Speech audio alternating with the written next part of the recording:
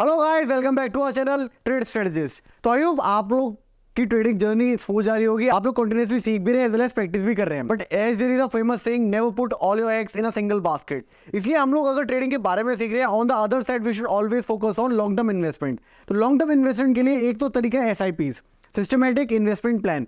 वहां पर आप लोग रेगुलर वे में इन्वेस्टमेंट कर रहे होते हैं, either with your mutual fund या फिर आप लोग SIPs कर रहे होते हैं either with any mutual fund whatsoever. इसके साथ ही साथ आप लोग इन्वेस्टमेंट कर सकते हैं ETFs में भी। आज हम लोग बात करने वाले एक डिफरेंट अप्रोच के बारे में कि आप लोग कैसे शेयर्स में इन्वेस्टमेंट कर सकते हैं ऑन अ रेगुलर बेसिस। किस तरीके से आप लोग आपके फेवरेट स्टॉक में इन्वेस्टमेंट करना चाहते हैं, तो क्या एक बेटर अप्रोच हो सकती है।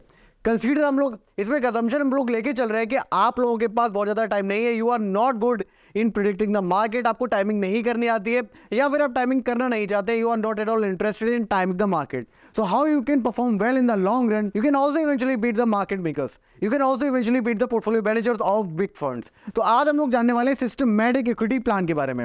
SIP क्या होता है, किस तरीके से SIP में हमें ट्रेड करना, किस तरीके से SIPs का यूज करते हुए we can develop, we can create some good wealth. चलिए जान लेते हैं फटाफट से इस वीडियो में। तो देखिए, जैसा कि मैंने यहाँ पे स्क्रीन पे लिखा हुआ है सिस्टमैटिक इक्विटी प्लान, तो यहाँ पर जो भी टॉप क्वालिटी के स्टॉक्स हैं वहां पर आप रेगुलर बेसिस पे इन्वेस्टमेंट करते हुए दिखेंगे।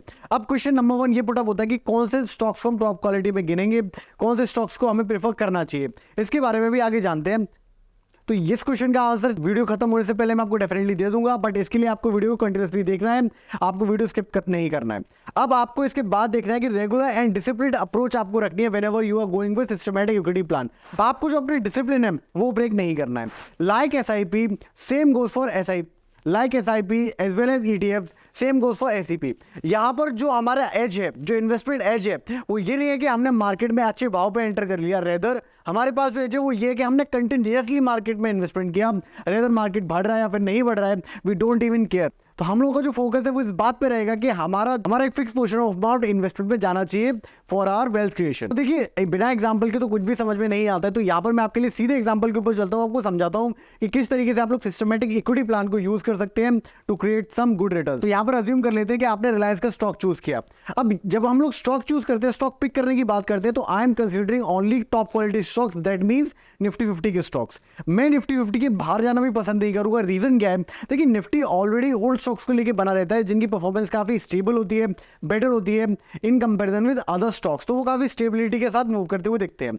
अब यहाँ पे आपको रिटर्न्स बहुत बड़े मे भी ना देखने के लिए मिले, but on the other side आपको जो स्टेबिलिटी मिलेगी पोर्टफोलियो में वो काफी अच्छी मिलेगी in comparison with other stocks. For example small cap and mid cap के stocks. Small cap and mid cap के स्टॉक्स कैसे आपको पिक करने चाहिए उसके बारे में एक डिटेल में मैं आपके लिए सीरीज लेके आऊंगा। बट अभी के लिए अगर आपको इन्वेस्टमेंट करना है, तो इन्वेस्टमेंट में भी एक सिंपल सी कहावत है कि आपको अगर इन्वेस्टमेंट करना है तो आप सारे के सारे स्टॉक्स मिड कैप मत लीजिए, स्मॉल कैप मत लीजिए, लार्ज कैप मत लीजिए। It is better to diversify your portfolio. Major chunk आपका हमेशा स्टेबल कंपनीज में जाना चाहिए, जो जिन्हें बोलते हैं ब्लू चिप स्टॉक्स, उनमें जाना चाहिए। फॉर एग्जांपल जो स्टॉक्स हमें देखने के लिए मिलते हैं निफ्टी 50 में। इसके अलावा आप जो रिस्की पोर्शन है अपने पोर्टफोलियो का वो अलोकेट कर सकते हैं small cap as well as mid cap में। रीजन क्या है, देखिए मार्केट जब बुल रन में चल रहा होता है, जो तो mid cap and small cap के जो स्टॉक्स हैं वो काफी अच्छे परफॉर्म करते हुए दिखते हैं। But on the other side with even a smaller dent in the market या फिर इंडेक्स में कोई छोटा मोटा करेक्शन भी आता है, तो वहां पर भी आपको जो स्टॉक्स हैं वो काफी ज्यादा प्लमेट करते हुए दिखते हैं। तो इस केस में आपको जब डाइवर्सिफाई रहता है आपका portfolio, then you can definitely do well. तो अगर आपने रिलायंस देखा, वहां पर आपको पता चलता है कि रिलायंस के जो फंडामेंटल्स है वो लॉन्ग टर्म में स्ट्रॉन्ग है। और सबसे इंपॉर्टेंट चीज ये कि रिलायंस का जो मैनेजमेंट है वो काफी स्ट्रॉन्ग तरीके से परफॉर्म करता हुआ दिखता है over a period of time. तो इतनी बेसिक सी इंफॉर्मेशन के साथ अब बात यह रहती है कि हमें रिलायंस के बारे में पता है और डिटेल में भी आप लोग समझ सकते हैं कि फंडामेंटल्स किस तरीके से काम कर रहे हैं, कौन से वर्टिकल्स में कंपनी जाना चाह रही है। बट देखिए, वो सब चीजें पता करने के बाद में जो फाइनल क्वेश्चन आपके दिमाग में आता है वो ये आता है कि फेयर प्राइस क्या है, what is the fair price of stock, कि एग्जैक्टली कौन सा भाव है जो बेस्ट भाव है जब मुझे बाई करना है रिलायंस का शेयर। तो देखिए, जो फेयर प्राइस है ना स्टॉक का, वो कभी भी किसी को भी क्लियर नहीं होता है। तो अभी तक हमने ये समझा कि फंडामेंटल एनालिसिस ओवरऑल बताती है फेयर प्राइस क्या होने वाला है स्टॉक का। इसके साथ ही साथ टेक्निकल एनालिसिस हमें सिर्फ पैटर्न्स के ऊपर ट्रेड करने के लिए बताती है। अगर आपको किसी पर्टिकुलर स्टॉक के फंडामेंटल्स क्लियर हैं, then you can go for SIP। तो वहां पर आप लोग सिस्टमैटिकली उस स्टॉक में इन्वेस्ट कर सकते हैं। अगर आप एक बार में स्टॉक में इन्वेस्टमेंट को टाइम करना की कोशिश करेंगे तो उससे आपके डिसीजंस खराब होते हुए दिखेंगे। आपको ये लगेगा कि आपने जिस भी रेट पे खरीदा वो अच्छा नहीं रहा। रीजन पे आपको बताता हूँ। देखिए, जो भी इन्वेस्टर्स होते हैं वो एक प्रॉब्लम के साथ ट्रेड करते हैं। रीजन क्या है उसका, वो है फोमो की problem, fear of missing out. Investors के साथ सबसे बड़ा प्रॉब्लम यही है कि वो कभी भी कोई रैली को देखते हैं कि वो कभी भी कोई रैली को ऑब्जर्व करते हैं, बुलिश रैली को ऑब्जर्व करते हैं, then they go into the fear of missing out psychology, and because of that what they end up doing is कि वो लोग सबसे टॉप पर बाइंग कर रहे होते हैं जब जो स्मार्ट मनी है वो अपने माल को ऑफलोड कर रहा होता है। When the smart money is selling their shares, we retailers end up buying their shares. तो आपको क्या करना है, आपको इस तरीके से ट्रेड नहीं करना, आपको इस तरीके से इन्वेस्टमेंट बिल्कुल नहीं करना है। रेदर देन आपको एक सिस्टमैटिक अप्रोच यूज करनी है। आपको हर महीने एक लमसम अमाउंट इन्वेस्ट करना है in the share of your choice. Share कौन सा होना चाहिए? ऑब्वियसली टॉप क्वालिटी का शेयर होना चाहिए, ब्लू चिप कंपनी के शेयर होने चाहिए।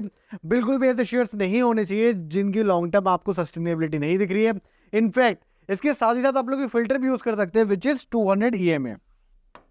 आप तब तक किसी एक स्टॉक में लगातार इन्वेस्टमेंट करते रहिए मंथ ऑन मंथ जब तक वो अपने 200 EMA के ऊपर बना हुआ है या फिर वो 200 EMA का सपोर्ट लेते हुए बाउंस कर रहा है। अगर स्टॉक अपना 200 EMA ब्रेक करता है सब्सटेंशियली, अज्यूम मैं कर लेता हूँ स्टॉक अपने 200 EMA के 5 या 10% नीचे आ गया, देन यू कैन लिक्विडेट और your holdings in that particular script. आप फिर अपने स्टॉक को हटा सकते हैं। देखिए आपको अपने स्टॉक से इमोशनली अटैच नहीं होना है, rather then you are just investing in the stock. तो आपको वहां से एग्जिट ले लेना है।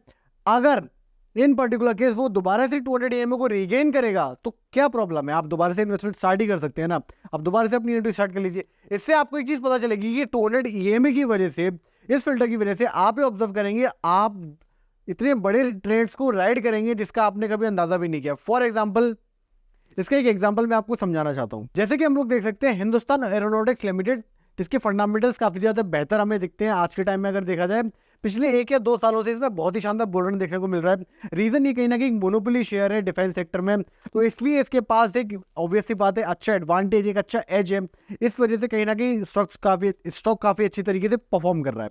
बट अगर आप उसके चार्ट्स को देखेंगे तो आपको एक्जैक्टली नहीं समझ में आएगा कि कहाँ पर हमें बाई करना है या फिर किस तरीके से अपनी इन्वेस्टमेंट को मूव ऑन करें इन द पर्टिकुलर स्क्रिप्ट। तो आप भी यूज कर सकते हैं एसआईपी की कॉन्सेप्ट, सिस्टमैटिक इक्विटी प्लान्स को आप यूज कर सकते हैं। किस तरीके से कि आपने हर महीने अज्यूम करता हूँ 5,000 रुपए इन्वेस्ट करना स्टार्ट कर दिया HCL में, चाहे मार्केट गिर रहा हो या बढ़ रहा हो आपको मतलब नहीं है, but you are gonna invest a fix amount of money in Hindustan Aeronautics Limited. अब क्या ये 5,000 रुपए आपकी इन्वेस्टमेंट का सारा अमाउंट होना चाहिए? ऐसा बिल्कुल भी नहीं है। अगर आपको ओवरऑल अज्यूम मैं करता हूँ 10,000 रुपए लगाने हैं तो उसमें से आपने 5,000 रुपए HCL में लगा दिए और 5,000 रुपए आपने किसी स्टॉक में लगा दिए। या फिर देखिए आपकी जो इन्वेस्टमेंट डिसीजन है वो डिसाइड हो रहे हो, वो इस बात पे भी काफी ज्यादा डिपेंड करते हैं कि आपकी एज क्या है। अगर आप थोड़े यंग है तो you can take more risk in equity, और अगर आप थोड़े से यंग, थोड़े से ओल्ड हैं, again if you are in your late 40s and 50s, even I would say 60s, then आपको वहां पे थोड़ा रिस्क ऑफ करना चाहिए, इक्विटीज में ज्यादा इन्वेस्टमेंट नहीं करना चाहिए। Rather then you should only of for ETFs जो कि काफी स्टेबल रिटर्न्स प्रोवाइड करते हैं। तो आपको यहाँ पे समझते हुए चलना है कि फंडामेंटल्स एक क्लियर है कंपनी के, and you are very bullish on a particular company, then the way forward is कि आप वहां पे एसआईपी के थ्रू इन्वेस्टमेंट करिए, रेगुलरली हर मंथ एक फिक्स अमाउंट डालते रहिए। आपको ना अमाउंट को बढ़ाना है ना गिराना है, आपको डिसिप्लिन मेंटेन करते हुए रखना है। एंड बिलीव मी, जो आपको चार्ट देखने के लिए मिलेगा HCL का वो करीब इस तरीके से देखने के लिए मिलता है, एक शानदार अपट्रेंड देखने के लिए मिलता है। And if you are just buying a particular script using your discipline and using your analysis, तो आप देखेंगे कि ओवरऑल आपने बहुत ही शानदार रिटर्न्स बना लिए होते हैं।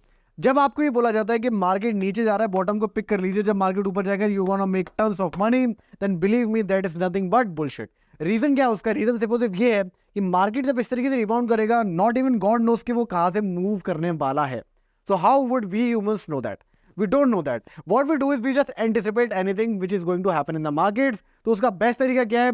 बेस्ट तरीका है लॉन्ग टर्म इन्वेस्टमेंट करने के लिए कि आप लोग SCP को यूज कर सकते हैं। अगेन इसके साथ साथ आप लोग एक स्ट्रॉन्ग पैरामीटर यूज कर सकते हैं 200 EMA, कि अगर मार्केट में हमारी स्ट्रिप 200 EMA को ब्रेक कर रही है, it is breaking it with sufficient force, for example 5 से 10%, फॉर एग्जांपल 5 से 10% नीचे जा रही है EMA के, वहां पे हम लिक्विडेट कर देंगे अपनी पोजीशन को। Will wait, watch and then again ponder upon कि whether we should invest in the particular equity या फिर not, otherwise और भी बहुत सारे स्टॉक्स हैं इन्वेस्ट करने के लिए। तो इस तरीके से आप लोग कहीं ना कहीं SCP में जा सकते हैं। अब आप ये सोचेंगे कि HCL तो निफ्टी 50 का शेयर नहीं है, but still I am giving example of that. देखिए रीजन से वो सिर्फ ये कंपनी के फंडामेंटल्स बहुत अच्छे हैं और वो एक कहीं ना कहीं मोनोपोली की तरह काम करती हुई दिखती है अपने सेक्टर में। Now the homework lies with you. आप लोग स्टॉक ट्रेडर ओपन करिए, वहां पे जाइए और देखिए कौन सी कंपनी मोनोपोली में काम करती है, कौन सी कंपनी अपने सेक्टर में एक मोनोपोली है, इसके अलावा कौन सी कंपनी निफ्टी 50 में काफी अच्छी परफॉर्मेंस करिए, उसके फंडामेंटल्स अच्छे, ये आप फाइंड आउट करिए।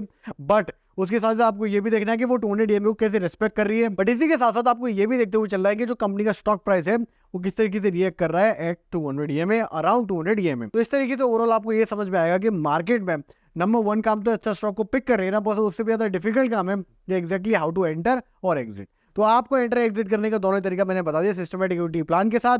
तो आई होप आप लोगों को वीडियो समझ में आया होगा, क्लैरिटी मिली होगी किस तरीके से SIPs ETFs के साथ साथ SIP में भी इन्वेस्ट किया जा सकता है। अगर आपके पास डीमैट अकाउंट नहीं है टू इन्वेस्ट और trade, then definitely you can go in the description link, वहां पे आपको जाके अकाउंट ओपन कर लेना है। But be aware, now you have another great responsibility. I hope you will play well. इसके साथ ही साथ लाइक करिए, सब्सक्राइब करिए, मिलते हैं नेक्स्ट वीडियो में।